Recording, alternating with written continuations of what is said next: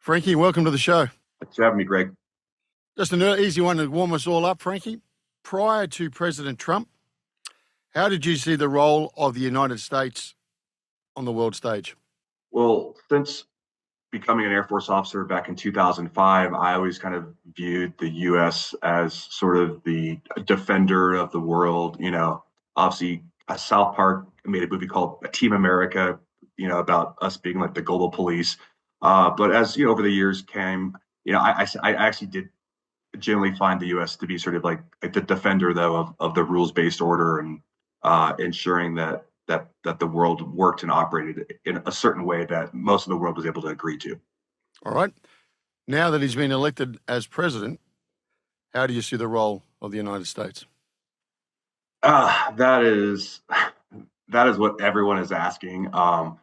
It seems like we probably have officially ceded America's role in the world towards much more of a transactional approach to politics and relations between states, and also a lot more rhetoric and chaos and sort of hyperbolic language that is, I think, pushing people back to thinking we're back in the 1800s again, unfortunately.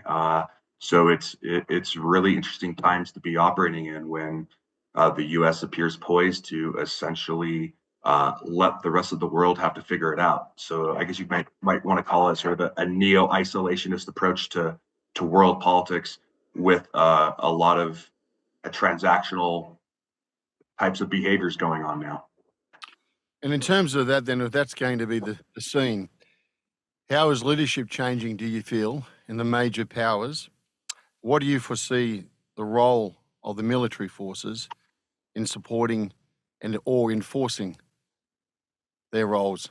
Well, the biggest change in leadership, I would actually argue, is essentially probably like the death of diplomacy and protocol. And when I say the death of diplomacy and protocol, I mean it in the sense that historically, anytime a leader of any administration, be it an American presidential administration or anybody, British Parliament or the Australian Parliament, anytime a person spoke in official capacity at any event, it was considered a representation of a policy of that country. Now, over the last few weeks, what you've seen is just chaos and a barrage of different opinions and viewpoints and policies all being advocated at the exact same time. And I think the major adaptation that most world leaders are going to have to accept is that you're going to get a lot of rhetoric now out of the United States and a lot of bluster. And you basically have to identify what is the real policy and what is just an opening salvo of words and hyperbolic ideas, and identify what is actually concrete and what is actually something that can be agreed upon and is an area of alignment and interest. If you take that a step further, when you talk about the use of military forces, it seems like the U.S. is going to probably commit to an Indo-Pacific pivot, like we've been talking since 2011. Yeah. And it seems like at least more people in the current Trump administration are pushing the idea of getting American forces out of Europe. So I think that seems to be the direction that the U.S. is moving. But at the same point, I believe I just heard today that the idea of defending Taiwan has been removed from official U.S. government websites. So that adds another weird wrinkle to the idea of doing a pivot to the Indo-Pacific, where the two most likely places to have a conflict is Taiwan and also the Philippines. So who can wage war now on more than two fronts? Oh, a two-front war. Well, I mean, in one sense, you could argue the U.S. is fighting like a 5 or 6 front war, depending how you want to define a war and what even like a front is. You could argue the American homeland has been a front in the digital age, but also physically when it comes to the border. There's the European front with the Russians. There's the Indo-Pacific front with the Chinese. There's been lots of American counterinsurgency and counterterrorism operations across the Middle East and Africa. And then you obviously have U.S. support of Israel in light of the attack since 7 October. So to me, that sounds like the U.S. is fighting on many, many fronts. However, at the same point, if you're thinking of like what a traditional two-front war may look like from World War II, where the U.S. was having to fight Nazi Germany and also Imperial Japan, I don't think the U.S. Is able to even do that, let alone even a half front. If we're talking about having a major war, the great power conflict with the Chinese or with the Russians, and I say that in the sense that the U.S. does not have the industrial strength to fight in an industrial war like we did in World War II. The best example is the fact that, depending who you talk to, the Chinese can build ships at a rate of 200 to 350 times faster than the U.S.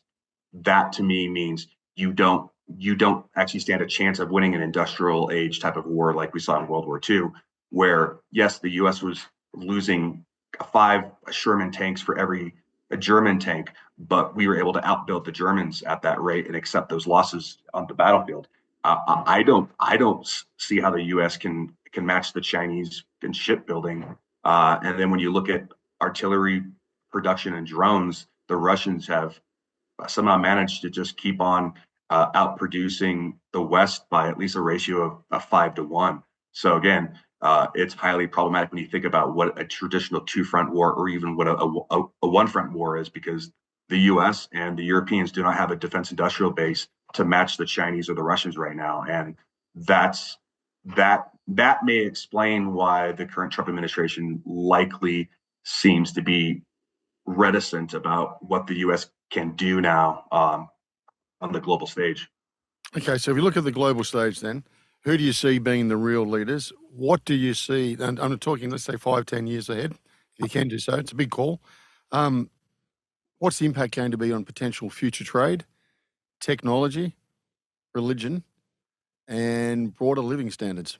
Well, let's try to answer one at a time. When it comes to trade, the maritime domain is still what matters most, and historically, who's ever controlled the seas controls the trade, and essentially becomes a de facto global hegemon of international relations and economic power.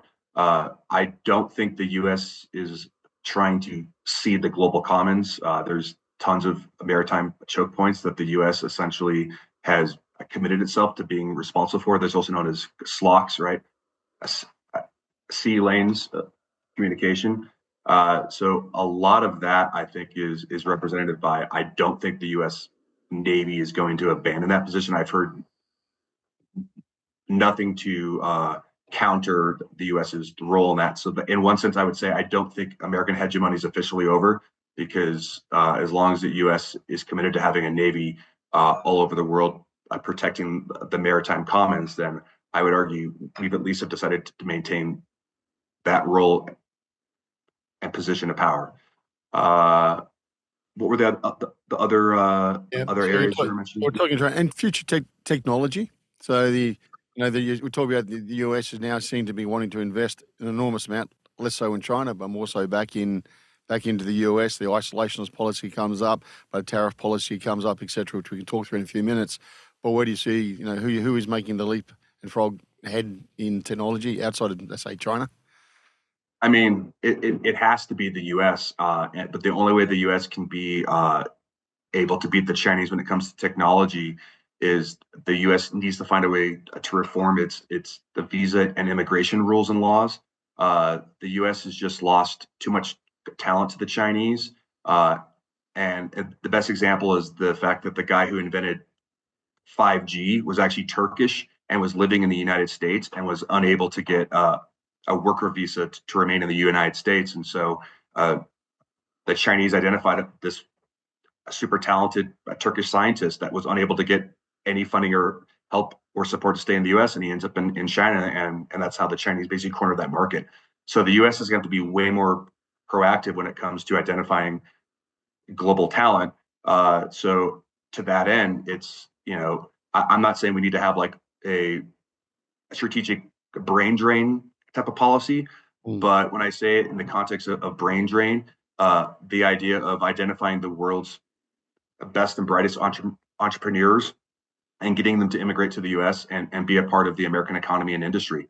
On the other hand, as a part of the future of American tech and industry, there's a thing that people don't talk about or understand as much is it's the supply chain of critical minerals and rare earths. Yep. The Chinese, in most important areas of minerals and rare earths, usually control about anywhere from 2/3 to over 90% of minerals and rare earths. Why is that problematic? Like, for example, the Chinese control over 90% of the world's lithium. If the US or any other the Western economy believes that their adversary is the Chinese, while the Chinese at the same time control over 90% of the lithium, you are not going to be able to get access to batteries you want. And the Chinese back in December already passed a bunch of export bans on some important minerals that the U.S. actually needs not only for its economy but also for its defense industrial base. And there's some pretty crazy exotic rare earths and minerals that you need to make quantum computers and AI work properly. And if the U.S. doesn't get a more explicit strategy to mine and procure these rare earths and minerals, the U.S. And the collective West in general is going to fall behind. And again, you're just ceding economic power and strength to the Chinese if you don't get a handle on the minerals and rare earths. Yeah, and in terms of religion, we're seeing shifts there. Yeah, I mean, you can get a sense that the U.S. seems to be leaning towards sort of a Christian right-wing nationalism, which is highly problematic, and especially when the U.S. is always tried to be sort of this country, without a formal state religion, and yet already a few weeks into the new administration, it seems to be that there's this wave of right-wing ideas about bringing back sort of Christian nationalism back into American politics, our schools, and the economy in a way that we just haven't really seen in a very, very, very long time. And of course, all over Europe, they're also having issues with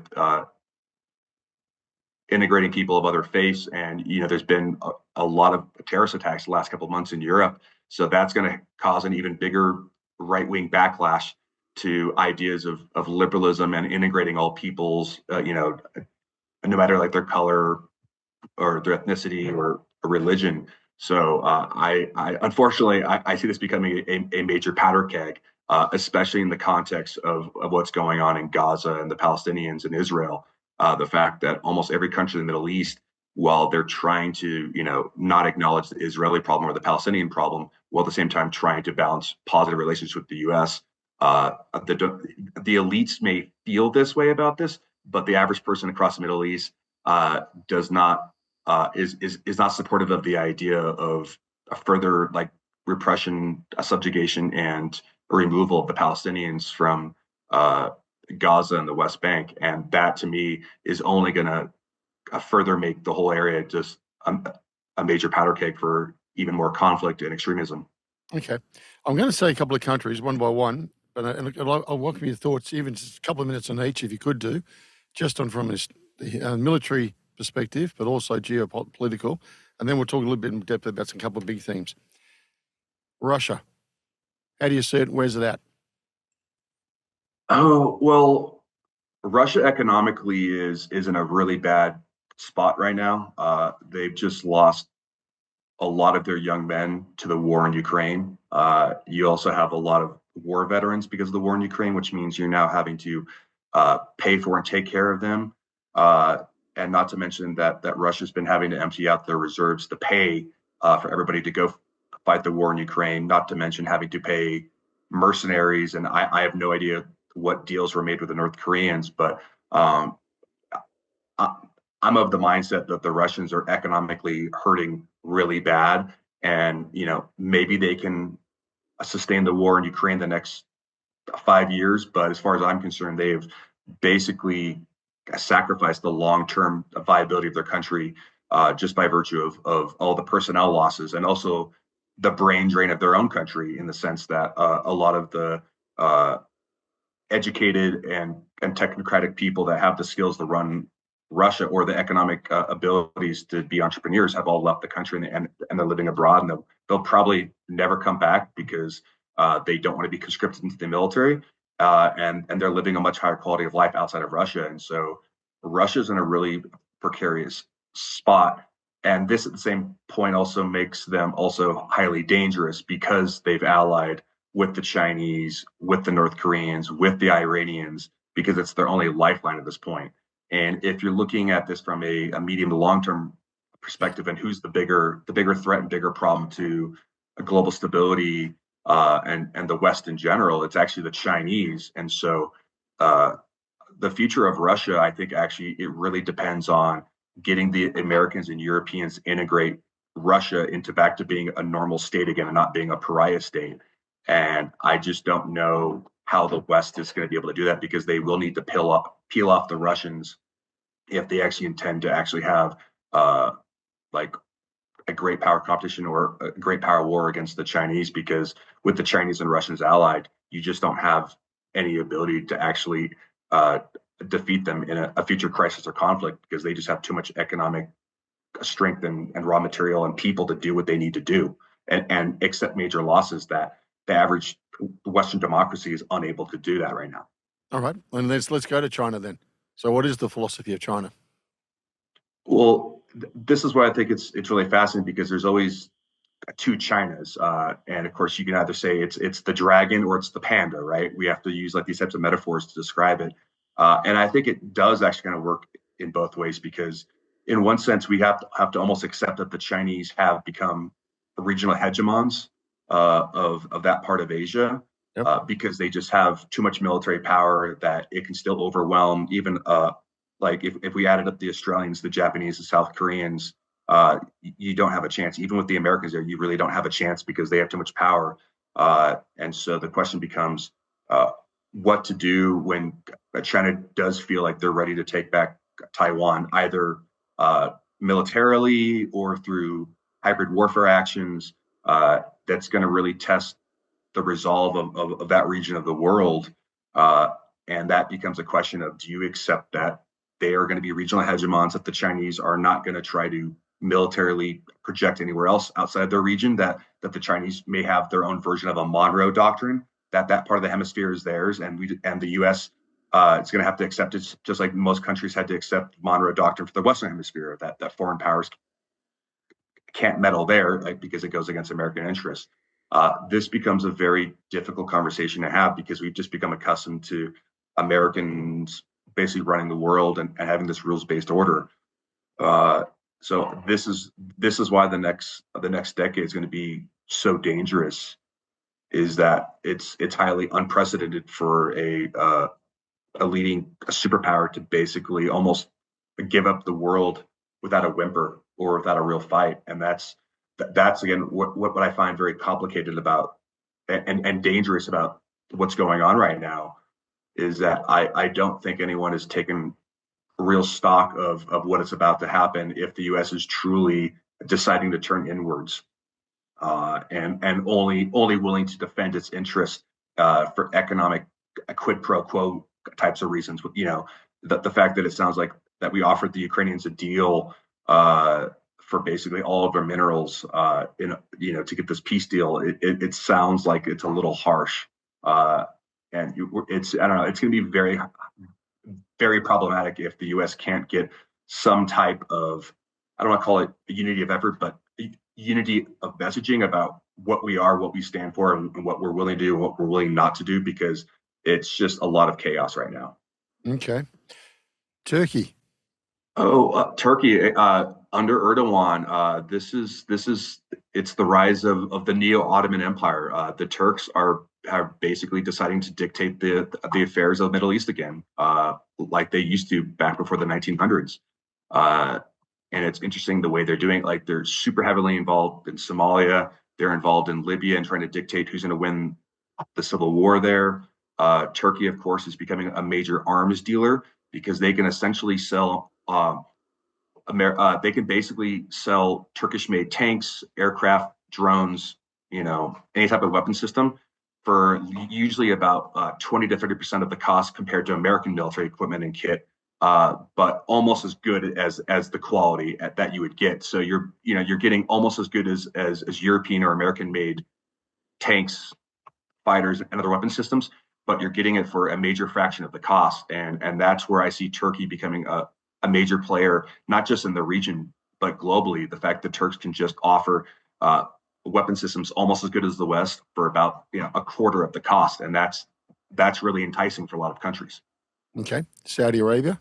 Well, the Saudis have to do a lot of hedging because they don't know where the U.S. is going to go on this, and at the same time, they have to deal with the domestic population that is unhappy with what's going to happen to the Palestinians and Israel. So, trying to get any type of normalization of relations is going to be highly difficult in that context. Not to mention that the Saudis obviously are essentially like the de facto rulers of OPEC and oil prices in general, and they are essentially the leaders of the GCC, the Gulf Cooperation Council. So when you think of the Saudis in this context, they have a lot of power as well, and they're not exactly anti-Turkey either. So in one sense, you could definitely see a Saudi-Turkish alliance possibly form over the next decade, depending on what the U.S. does in terms of vacating the region. Where does Iran fit into all this then? So that's the other dangerous element of this is the fact that Iran could probably have nuclear weapons if they wanted to, anytime they wanted, because they appear to have the refinement capabilities to do so. It just becomes a question of what they anticipate Israel and the U.S. will probably do if Iran gets nuclear weapons. I would anticipate if I'm the Iranians and you see this upcoming potential chaos to understand what the U.S.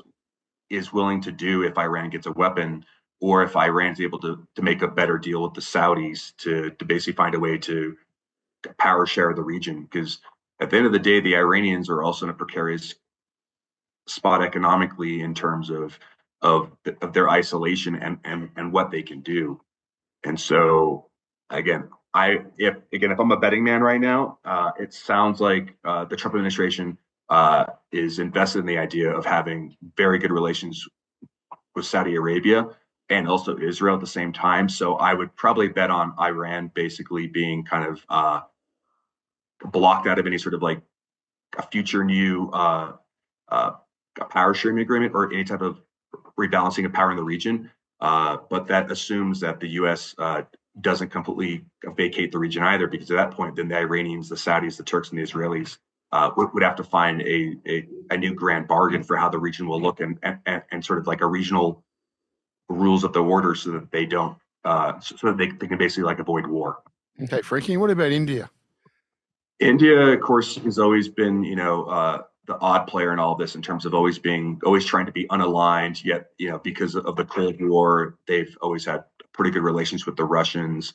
Obviously, they have a lot of border disputes with the Chinese, and the Indians want to be treated like a global superpower. Again, people forget that they have nuclear weapons.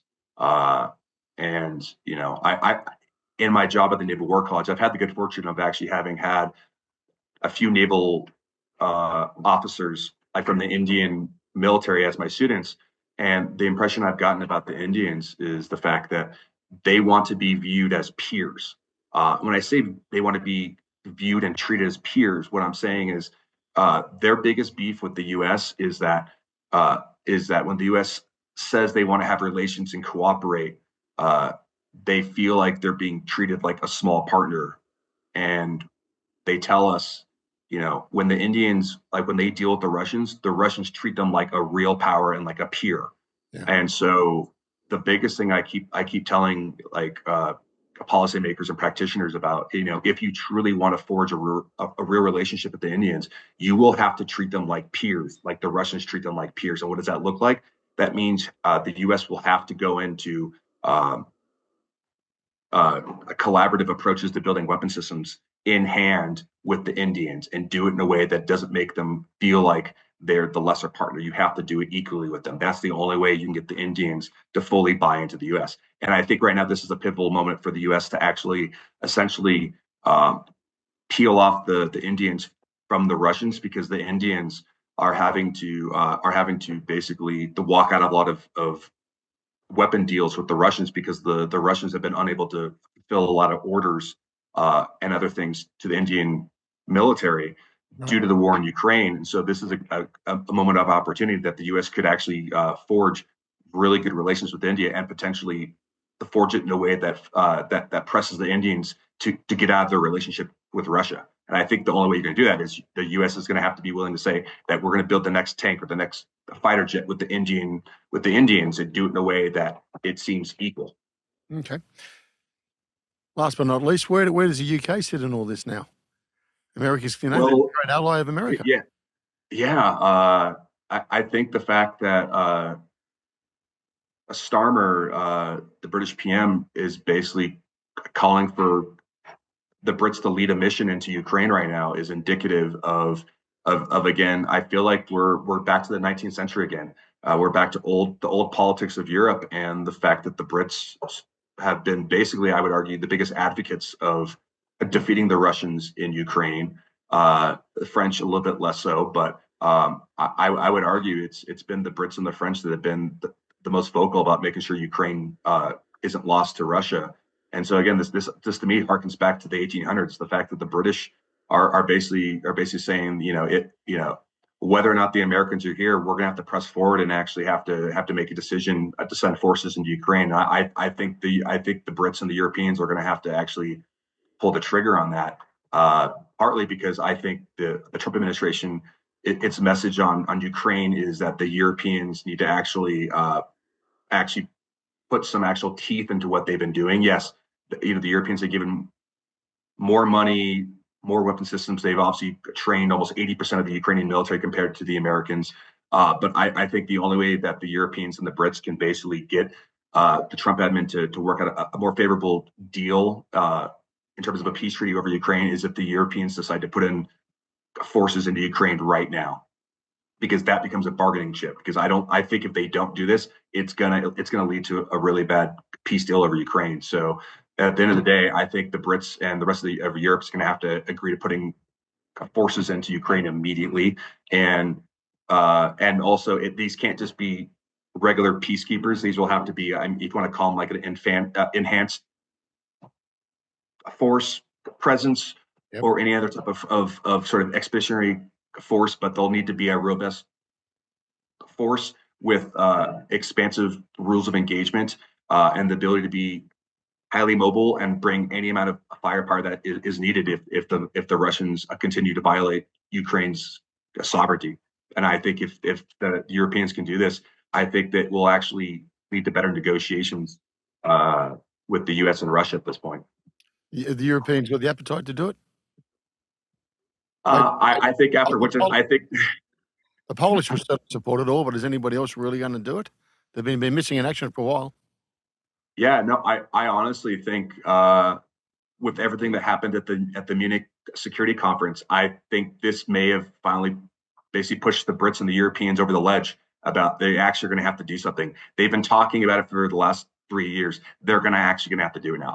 I as a betting man, I'm about 90% sure you're going to see European forces inside of Ukraine by the end of this year at this point. After hearing and seeing everything that went down in Munich this past week at the security conference, I'm convinced it's going to happen now. It's the only way. It's the only way forward on this. The Europeans have almost no leverage with the Trump administration when it comes to the peace deal in Ukraine. So the only way you get leverage is by actually putting boots on the ground. And these again can't be regular peacekeeping forces. This will have to be, if you want to borrow from like the British model of the JEF, the Joint Expeditionary Force, the British can basically put together a JEF, and I think they'll need 10 to 20 to 30,000 forces inside Ukraine immediately to make this thing actually credible, not only as a deterrent, but as a piece to leverage in the negotiations of the future of Ukraine.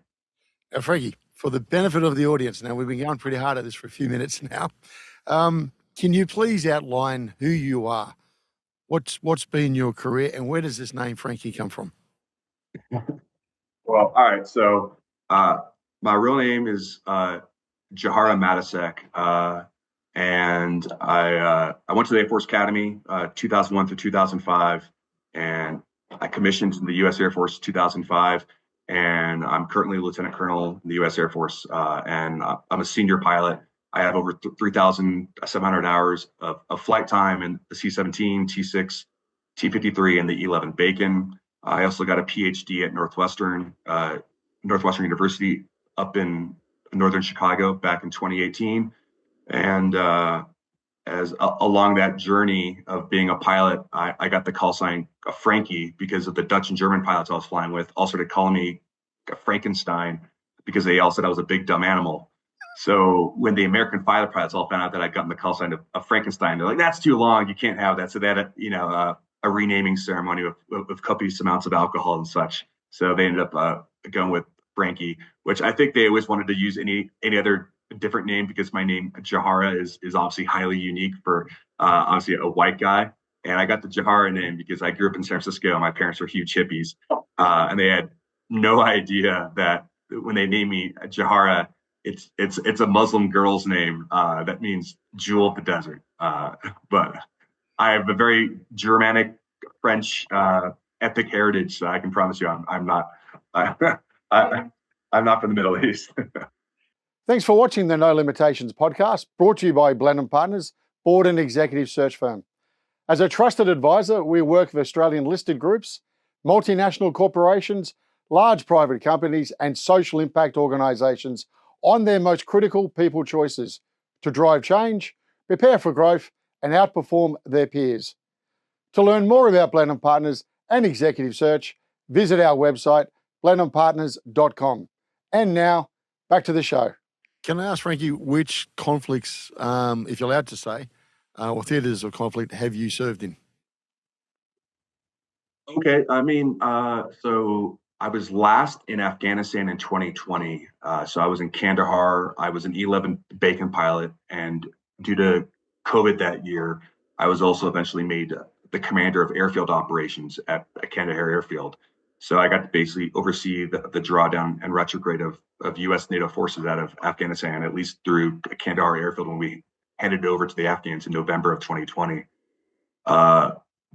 Before that, I had been to Iraq and Afghanistan a bunch as a C-17 pilot, 2008 through 2011, to include deployments to Qatar as as the chief of diplomatic clearances in the Air Mobility Division. I also deployed to Turkey at Incirlik Air Base, also where I was flying C-17s.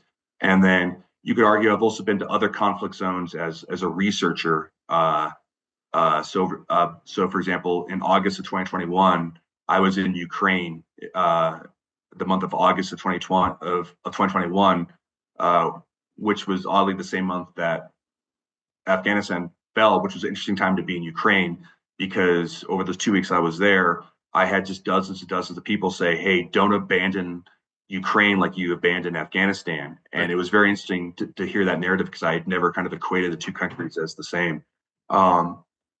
More recently, I've also been to, I was actually in Palestine this past summer because the United States has this mission called the USSC, the United States Security Coordination Mission to train and equip the Palestinians.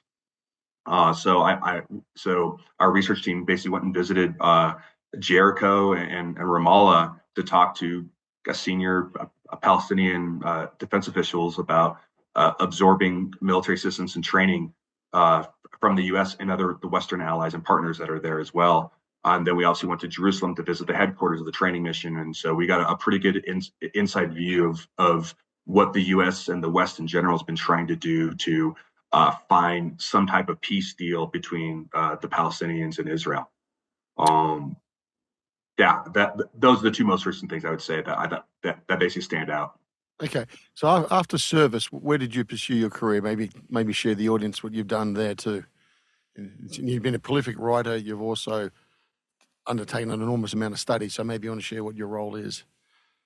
Yeah. So like I said, I graduated the Air Force Academy in 2005. So I'm just over 19 and a half years of service. I had actually taken the extended pilot bonus. So right now I'm stuck in the Air Force until 2030. But I've mostly been on an academic glide path since getting my PhD in 2018 because I was a professor at the U.S. Air Force Academy from 2018 through 2022. And then the Air Force decided to send me to the U.S. Naval War College up here in Newport, Rhode Island. And so from 2022 to now, I've been a professor at the U.S. Naval War College.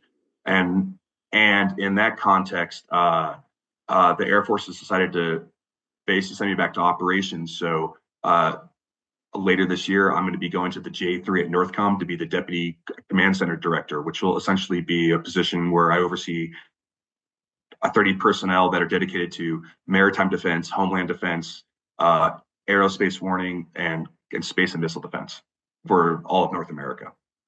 So, of all your experience with conflict, or your experience now as I guess someone who educates and informs and shares and brings different ideas together, does the West, from your experience, take the time, enough time, to understand the hearts and the minds of those who could be potentially their foes? No, and that's why H.R. McMaster, a recently retired American general, talked about this term, strategic narcissism. And strategic narcissism is the fact that the U.S. for too long was trying to make the world in its own image without understanding other cultures and societies and their politics. And I think it went even worse in the sense that we thought we could do this, and that other countries had no agency and would just accept this. And so the only solution to this is basically a strategic empathy. The U.S. needs to accept the world for what it is and identify seams and gaps in which we actually can influence and alter the trajectory of certain countries. And that also means identifying what U.S. national interests are. People tend to forget that there's basically three types of national interests. There's vital, important, and peripheral. Right. Vital means you're willing to die for it. Important means you're willing to fight for it, and if it's peripheral, you're probably willing to pay for it.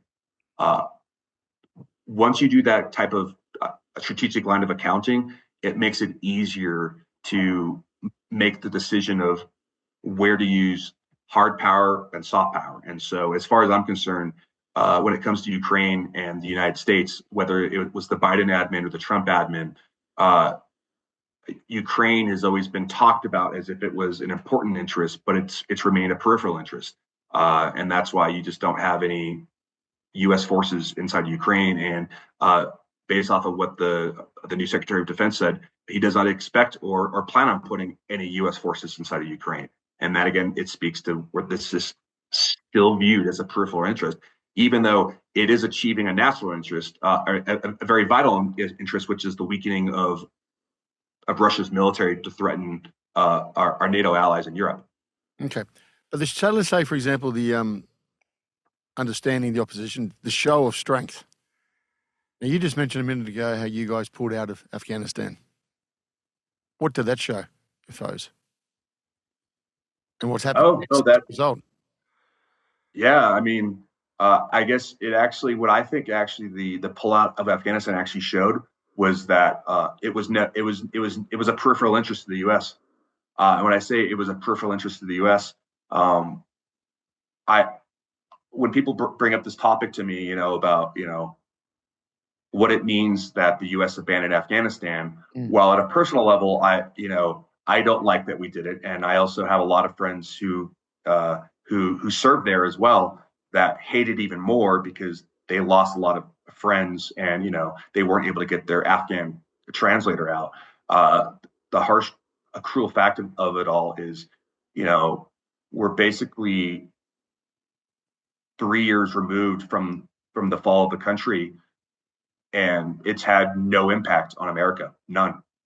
The American way of life has not changed. The Australian way of life has not changed. The European way of life has not changed. The fall of Afghanistan has had zero impact on the world. There's been no rise in terrorism. The Taliban do not operate outside of the country. In fact, the Taliban are still fighting the Islamic State inside of Afghanistan. And if anything, they've actually almost weirdly sort of helped out the Western interests, because they've been engaging in probing attacks against Pakistan and against Pakistan and Iran. So in a weird way, the Taliban are sort of a net positive proxy force in charge of a country that's causing issues for two countries that are kind of on the outs with the U.S. and the West in general. So I know that's a really cruel, realpolitik way of looking at it, but again, like the Western way of life has not been impacted negatively whatsoever by the fall of Afghanistan. Did he give Putin his courage to take on Ukraine? Because Crimea was a little bit earlier and no one stood up for that one.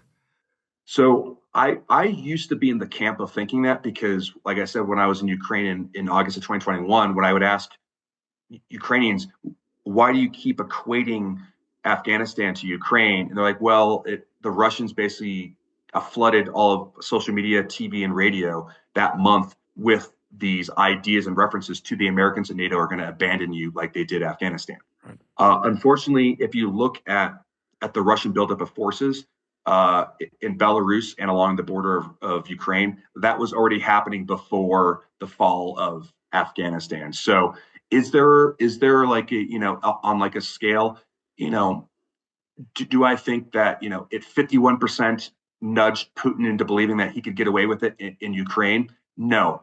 Do I think it probably gave a 3% impact on Putin's thinking? Probably yes. But at that point, I think he had already committed to the idea of he was going to invade Ukraine if he did not get the concessions of not allowing Ukraine to be a part of NATO and for Ukraine to completely demilitarize.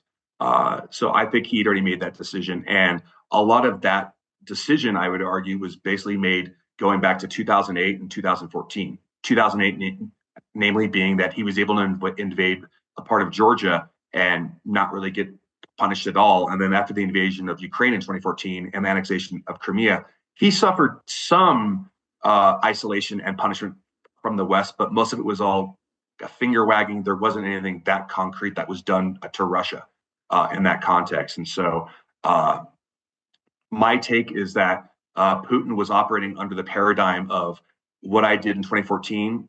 The U.S. and the West in general is going to react exactly the same way. Yeah. A finger wagging, some talk of minor sanctions.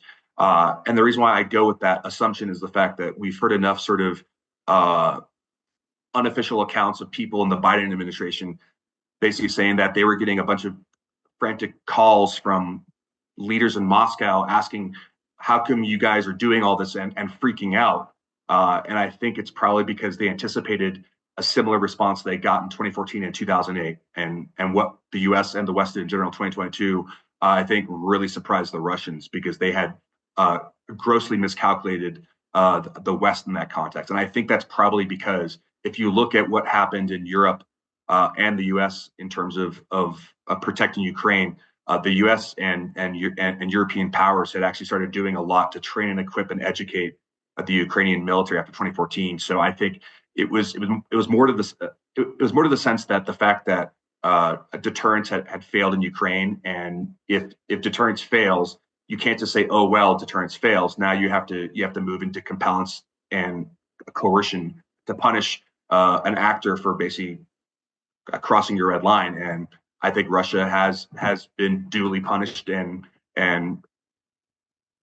coerced. The problem is, I think this becomes a war of honor, like for the Russians at this point, because they really have nothing else left to lose other than their honor and pride. So from your experience of Afghanistan to your research and exposure and understanding of current events in Ukraine versus Russia, from your point of view, what has changed in terms of tactics? Admittedly, obviously a very different terrain. What's changed in terms of tactics, but also in leadership qualities? Okay, yeah. So the biggest problem that most of us warfighters have about the GWOT wars, right? That was the global war on terror. It was all the COIN and CT, obviously COIN and CT, counterinsurgency and counterterrorism, was that doing that across the Middle East and Africa for almost 2 decades made us a very lazy warfighting force. And when I say a lazy warfighting force, we were just basically going up against poorly equipped and trained insurgents and terrorists that just didn't have the firepower or technology to actually be a real, like a true, genuine threat to the way we were basically operating in Iraq and Afghanistan, especially. And by that, when I say it made us lazy, was the fact that we didn't have to worry about our aircraft really being shot down. We didn't have to worry about essentially a near peer, a competitor that could field aircraft, air defenses, tanks, artillery, etc. It was just asymmetric, irregular warfare. And this is where the stark fist of reality is met with the war in Ukraine. Is in a lot of my interviews all over Europe. So I've been to a lot of Ukrainian training bases inside of Poland, Germany, and England. And the biggest complaint I would get from Ukrainian troops being trained by essentially NATO forces is that you're training us to fight in a way that worked for you in Iraq and Afghanistan. And they'll be like, if we fought that way you trained us, we would die immediately in the trenches because the U.S. and NATO wasn't doing any trench war fighting in Iraq or Afghanistan. Yeah. Insurgents and terrorists barely had any drones to present a real threat to U.S. and NATO ground forces. Just the advent of the way the war is being fought in Ukraine, it's forcing every country, especially in NATO, to have to rethink their doctrine, their tactics, their techniques, their procedures of war fighting, because the speed of innovation in the Ukrainian war is every 2 to 4 weeks you have a new battlefield tactic or innovation that basically forces you to throw away everything that you were working on the last month. So what do you mean? What do you mean by that, to for everyone out there? I mean, what does change? Oh, like the way you dig your trenches, like the amount of zigzags you have to add, the amount of extra netting and camouflage you have to add, the way you have to shoot and scoot, because if you don't scoot after shooting, that area will be hit immensely with indirect fires, artillery, and other drones. It's the saturation of the modern battlefield with ISRs. That's intelligence, surveillance, and reconnaissance. It's almost all being enabled by drones. And just when we thought the drones couldn't get any scarier, the two biggest things that have come out now is drones that are attached by a fiber optic cable, which means they've now become unjammable.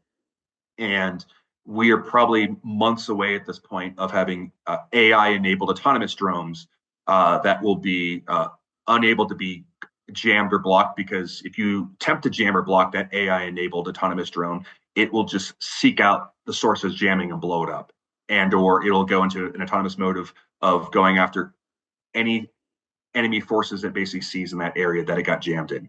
And this is where it gets really scary for the future of war, because the U.S. and NATO for the last decade or so had been basically passing all kinds of rules and regulations and doctrine, basically saying we will not allow AI to be a part of the kill chain.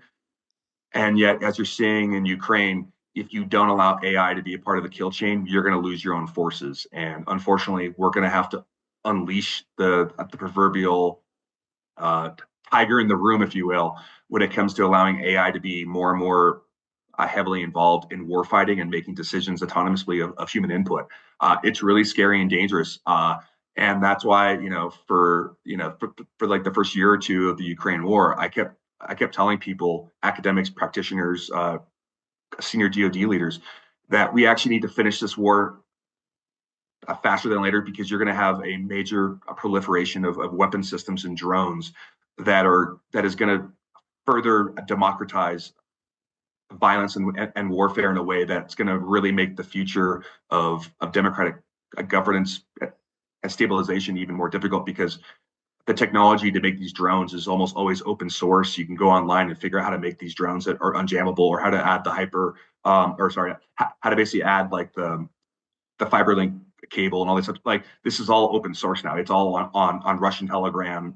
It's all out there, and it really makes it difficult to develop countermeasures in time for this, because there will at any given point in time you'll always have like the countermeasures, but it becomes even more problematic that right now all the countermeasures, the drones, you usually end up costing on order 10 to 100 times more than the drone costs, and that also becomes a financial issue, because it's not financially or economically sustainable to have to blow up drones at 10 times or 100 times the rate or cost of what it costs to make a drone. So how long is the average soldier lasting out there? That is a really rough or tough question. Depending who you talk to. I'm a conscript, never done, left school, or I come back and I'm 30 years old, whatever I was, because that is not good for you. Your odds, let's put it this way. You have about if you're sent immediately to the front line trenches, and it depends on what part of the front line that you go to.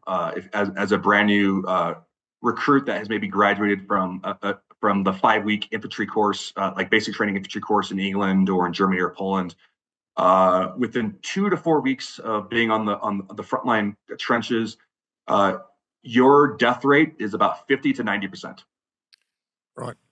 And if I make it through the 2 to 4 weeks, your expectancy goes up exponentially.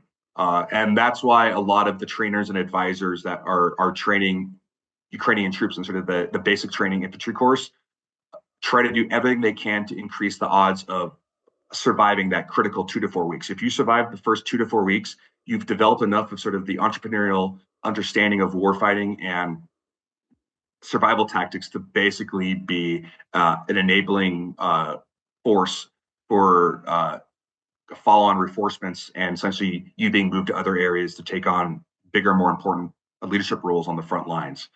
So, that's been obviously like my biggest advice again when I go talk to these trainers and advisors is do everything you can to make sure that that they have the ability to fight, shoot, and scoot, but also have the medical ability that if they get hurt or a buddy gets hurt, that you can do everything you can to stop the blood loss and get the medical care immediately, because that's a huge advantage that the Ukrainians do have is that you're about five times more likely to survive an injury as a Ukrainian than you are a Russian. okay.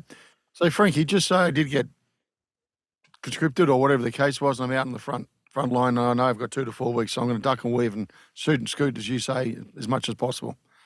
But I'm also thinking about upstairs there and those guys calling the shots. How is leadership dealing with all this?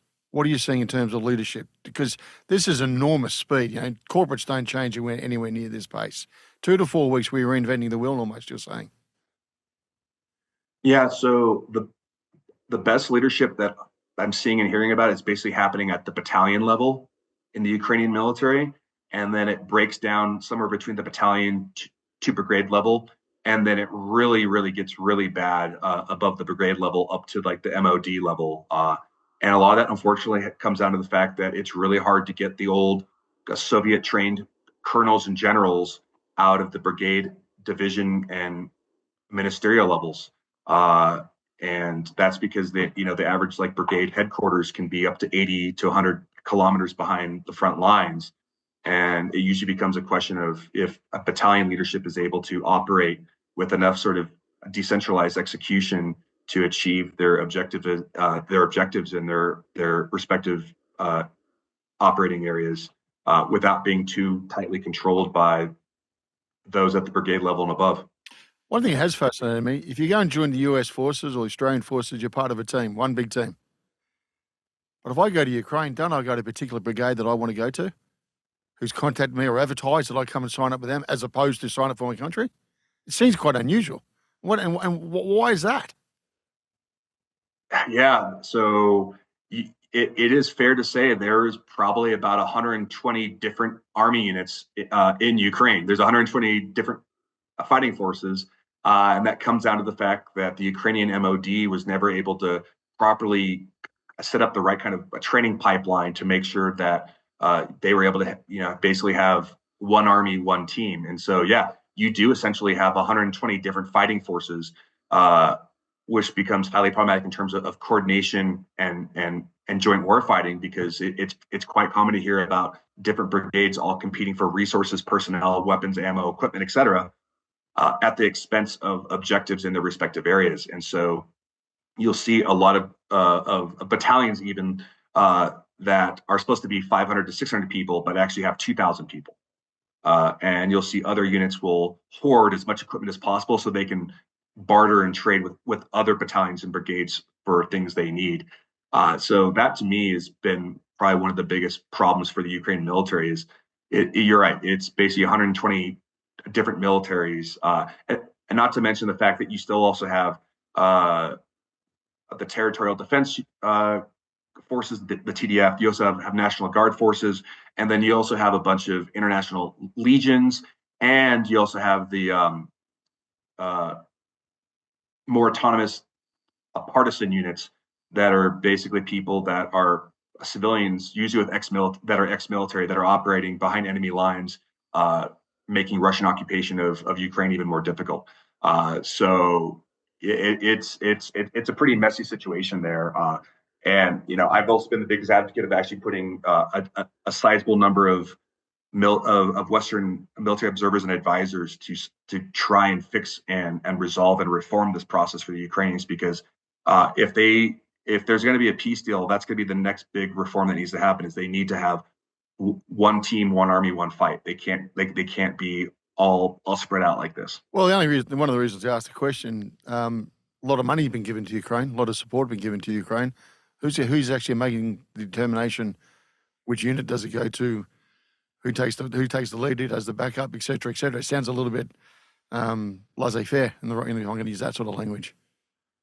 Yeah, I mean, the Ministry of Defense for Ukraine, it usually ends up making a lot of those decisions. And again, it usually comes down to a cult of personality. Which brigade commander is in better favor of that, is viewed as better by the MOD general that's making that decision. And unfortunately, it's not very meritocratic. So that's the next big thing that's going to have to happen. And that actually speaks to more a sad and difficult truth is the reason why the Russians have been getting better militarily over time is because their colonels and generals get killed a lot more. The Ukrainians just don't lose as many colonels and generals because of the way they fight. And not that I'm advocating for for the killing of Ukrainian generals and colonels in combat. It is problematic that when your best strategic thinkers and warfighters are essentially majors, lieutenant colonels, all at the age of 40 and below, and they're unable to get promoted any higher because they can't get any jobs because those colonels and generals have not retired or gone away. That's where I was saying that's where that really big breakdown happens from the battalion to brigade to above. The fact you just don't have enough sort of Western entrepreneurial thinking leaders at the rank of Ukrainian colonel and above. Okay. I was going to go to one of your early comments. You said that you hope or anticipate before a deal is done between the Russians and Ukrainians and land is divvied up or not divvied up, you're hoping that the Europeans and the Brits turn up in time. How's that all going to come together then?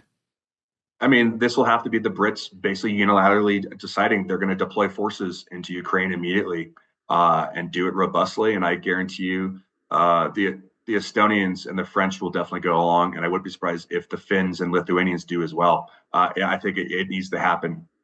It's the only way the Europeans have a chance to bargain from a position of strength with the Trump administration. So like I said, it needs to happen sooner or later. I think the way the Trump administration is talking is they want to see the Europeans actually show up in more than just in words. It needs to actually show up with boots on the ground in Ukraine. And that's the only way I think the Europeans can actually speak a Trumpian, if you will, is from a position of strength. And if the Europeans and Brits can put 10, 20, 30,000 forces in Ukraine in the next month or two, I think that is a way to influence and manage the peace deal with Russia and Ukraine in a way that ends on favorable terms to the West.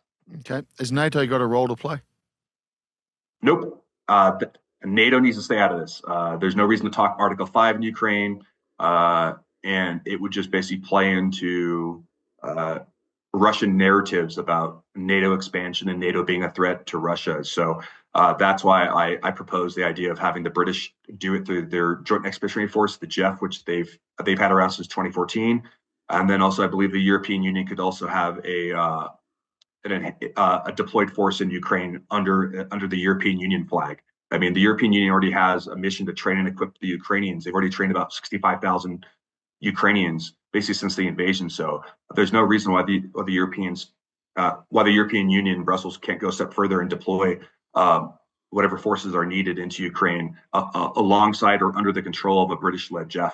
Okay, let's change scenes. Let's go to Gaza. You said you've been there not long ago. You want to give us a quick? Yes. What was your observations? What was your thoughts on tactics, strategy, leadership? So Gaza becomes a highly problematic situation because who's going to build it, who's going to fix it, or who's going to level it? And we already know the Trump administration has already made comments about wanting to level it, trying to turn it into the Riviera of the Middle East, to get rid of the Palestinians altogether. Uh, man, the Gaza thing just becomes so tough because this brings us back to the Saudis and the GCC. Is uh, the Saudis and of course the collective Middle East, they want some type of two-state solution for the Palestinians and Israel. And I just don't see the Saudis and other neighbors being willing to accept Israel just becoming one whole state at the expense of the Palestinians. But at the same point, this is where you could argue Trump could make a deal, a really good deal, I suppose, with the Saudis, Egyptians, and other neighbors in a way that basically buys off their loyalty or willingness to accept whatever Israel just becomes one whole unified state. The only danger, of course, that we see in that is that's going to seed the roots of future extremism and terrorism over the next 20 to 30 years, because at some point, enough of the displaced Palestinians will become even more aware of their disadvantaged position and basically how they were screwed over. And I don't view that as being productive to the future of Middle East peace and security. But of course, I'm not in charge. I'm not in power. And if the U.S. is going to make decisions that are just purely for a short-term gains and interest, then that may be it. And if you were to ask, what could the U.S. do in terms of concessions to buy off, Egypt or Saudi Arabia or other GCC countries? I think it basically would be FMS, foreign military sales, basically promising to sell F-35s, HIMARS, ATACMS, other American weapon systems to get them to buy into allowing the U.S. to do whatever it wants with Palestine and Gaza in general. Again, I don't personally like it at a personal level, but again, we have to accept 2025 going forward is cruel, harsh, realpolitik. Money, transactions, power, quid pro quo. This is what we're going to be for a while. Yeah, and look, is it more similar to what you're talking about Ukraine, where Trump is playing the game, throwing the grenade over the top as usual to get everybody to the table to say, look, ultimately we don't really want to do this, but if you don't do it, we will. Is it more of that? Because Palestine and the issue's been around since before you and I were born, and that still hasn't resolved itself. So obviously I'm standing back just watching like all of us are, but so hopefully one day we'll ever resurrect itself and fix itself up. Who knows? But going down the same path isn't going to solve a lot either. I guess that's where everyone's coming from. Yeah, and I think you're right about the grenade idea, and everyone just having to come to the table with what do you have to contribute or negotiate with, and let's just get it over with. So I guess you could say in one way, it's a positive step in getting conversations going that people didn't want to have before because they seemed too taboo to do. Okay, talk us through Africa. You've done a lot of work there. There's critical minerals. There's minerals there. There's a lot going on the world's not aware of. There's shifts in power. There's influence. There's rises going on. You want to sort of talk us through where do you see that content? Well, so right now Africa is basically being competed over by the Americans, the Europeans, the Russians, and the Chinese, and then to a lesser extent the Turks and UAE and a little bit of Iran. And a lot of it's just unfortunately come down to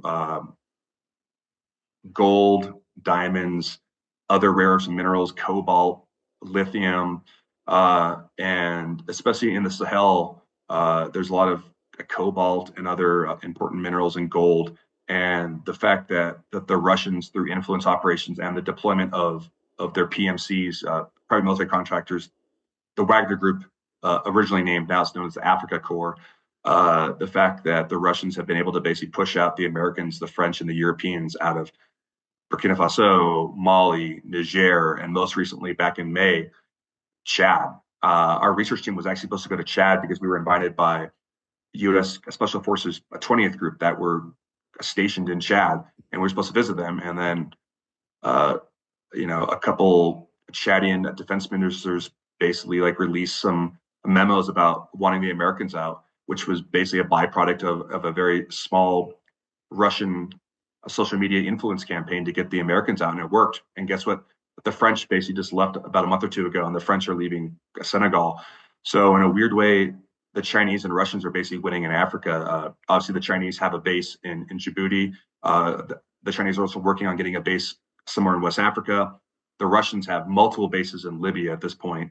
And because of the Russians probably losing their two bases in Syria due to the civil war ending, it sounds like the Russians are going to pivot all their stuff from Syria to Libya, and you have basically Russian mercenaries all over Northern Africa and Central Africa, basically trying to get access to all the minerals and gold, because this has been a way that the Russians have been able to avoid sanctions and basically get the money and minerals they need to keep the war economy going.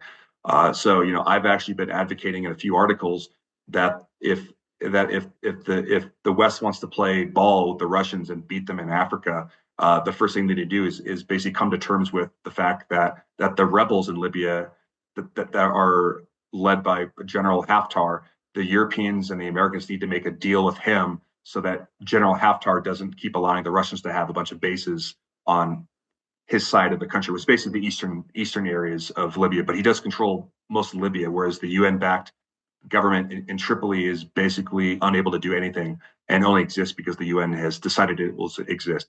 If you acknowledge the harsh, cruel ideas of power, General Haftar is essentially won in Libya. So if the U.S. and if Washington and Brussels wants to keep their head in the sand, they can, or they acknowledge that General Haftar runs that. And if you want to push out the Russians, you have to make a better deal with General Haftar. That's all it is. You just have to accept that that the rules-based order is over and that it's all about power now. And so that to me is a worrying trend. Is that these decisions have to be made that go against our values, ethics, and morals, or at least what we thought they were the last 30 years since the Cold War ended. And this always leads me to the fact that we're in Cold War 2.0. It's just the fact that Brussels and Washington and Berlin have decided that it's not Cold War 2.0, but it is. And until you acknowledge you're in Cold War 2.0, you're going to keep losing at the geopolitical level and on the global stage in general. Okay. And you talked about Antarctica and the Arctic regions. I've read a little bit about you, some comments there. Is that really game on? Oh, it's definitely game on, especially in the Arctic. Russia controls 53% of Arctic coastline. They have over 50 bases now in the Arctic Circle that did not exist. Well, at least there a lot of them were old, the Cold War bases that they've reopened up over the last decade. They've continued to invest personnel, money, weapons, the resources into making a more robust Russian military presence in the Arctic Circle, because they've decided this is the future of their economy. This is the future of competition, and the U.S. and NATO cannot compete in that region whatsoever. The Russians have over 40 icebreakers, whereas the U.S. only has 3, and the Europeans maybe have a dozen or 2 that could actually make it to the Arctic. So even from that perspective, NATO in general just cannot compete in the Arctic.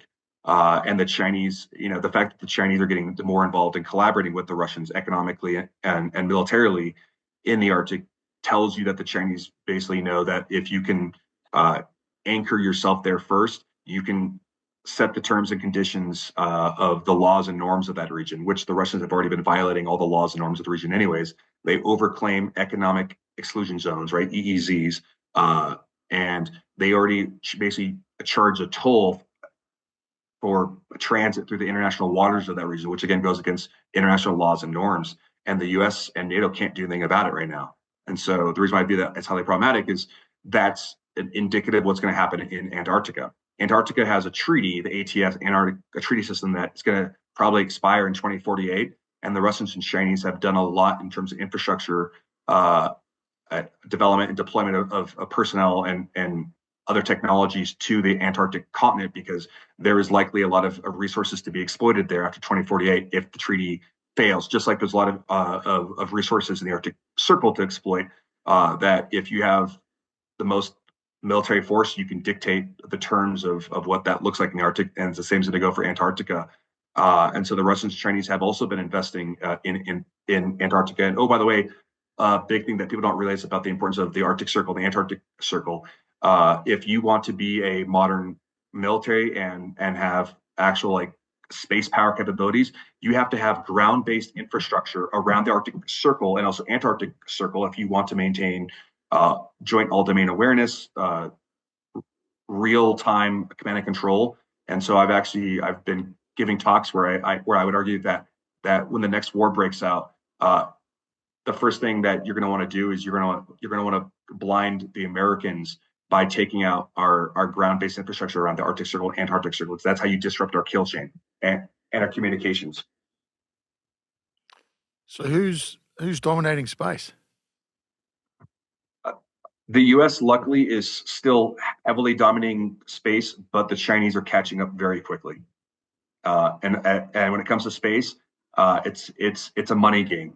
The more money you have, the more easy it is to play in outer space. And the Chinese have been investing a lot of money into putting capabilities into space that are obviously quite worrying. The Russians are basically falling behind in space only because they don't have the money to compete, but they may be deploying asymmetric technologies that I hear are probably super classified to talk about, but that do threaten potential U.S. and allied space power capabilities. Right. Well, I'm sitting down at the bottom of the world here, a place called Australia. Do we count? Yes, you're a part of the Quad. You do count. Yeah. So, is the AUKUS really going to be of value? Can you give us the no BS summary from someone from what you've seen?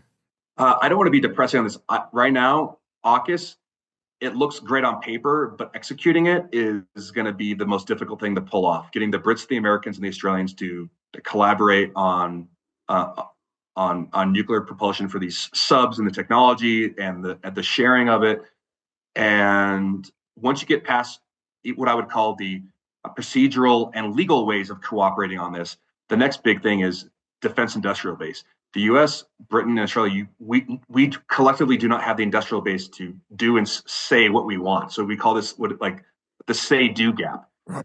We can say we want to do this, we want to build this, we want to do all this stuff by 2040, but how do you do it when you don't have the people to do this? And I keep telling people that if the U.S. is actually truly going to want to compete with the Chinese when it comes like to shipbuilding, we're going to have to heavily subsidize this, and domestically, and also going to have to basically pay a lot of people in Korea and Japan to build basically ships for the collective West, because there's just no way to get American shipbuilding back to World War II unless we just infuse a lot of money and a lot of people into doing that type of business, which again is hard to do. You cannot remote work your way into building ships and subs. You just can't.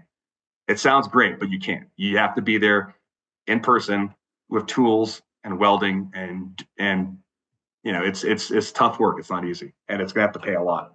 Mm. From your experience, Franky, what really is genuine leadership? To me, genuine leadership is being willing to make decisions without the fear of what others will think of you. It's the ability to see things clearly enough that you can make a decision and not dither on it. It's also at the same point, if you have any uncertainty, it's identifying a much smarter person inside your circle or outside your circle that has the requisite knowledge or information that you need to then ask them for help and advice on making that decision. You seeing enough of it? No. From my point of view and vantage, because of the wars in Iraq and Afghanistan, we basically fostered a lot of risk-averse leaders, not only in the U.S. military, but also in NATO, because risk aversion was basically all about putting a safety first and other rules and laws and requirements second, third, fourth, and fifth, and then war fighting as a sixth or a seventh perfunctory function. It was all about trying to manage the narrative, trying to make the media happy, trying to make global audiences happy. And I guess that's what makes me very Clausewitzian in that sense, because I'm actually rereading it for like the fifth time actually right now. The fact that it's so important to understand that if you've asked the military to do something militarily, you have to let us do what we're supposed to do and let us be professionals and make those types of decisions.